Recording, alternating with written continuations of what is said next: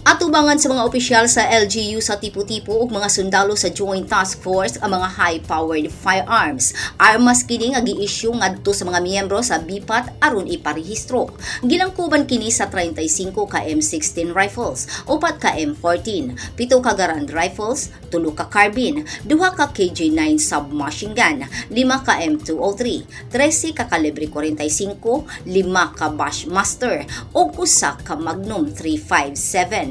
Apaning tungura usab gi-turn over sa lokal nga gobyerno ang 6 ka mga lost firearms sama sa 4 ka mga Garand rifles, 1 ka carbine ug 1 ka shotgun nga gipahigayon sa gymnasium sa tipo-tipo. Paagi kini sa pagpakusog sa small arms and light weapons programs sa tinguha nga mamonitor ang tanang armas sa probinsya. Pero ang usa sa importante sa programa ang pag-surrender ni Salihin Gandulan, 70 anyos nga residente sa nahisbutang lungsod.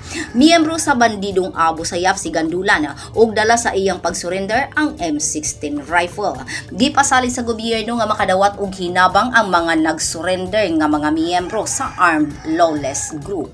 Gidayeg ni Brigadier General Domingo Gubay, commander sa Joint Task Force Basilan, ang hiniusang paningkamot sa LGU tipo-tipo nga gipanguluhan ni Mayor Arcam Estarul ug ang 8th Infantry Battalion ni Lieutenant Colonel Cyril Santander sa pagsuporta sa programa nga nagtinguha sa pag-angkona sa malungtarong kalinaw sa probinsya. Grace Alcunaba, Newsline Philippines, Basilan Province. Stay safe!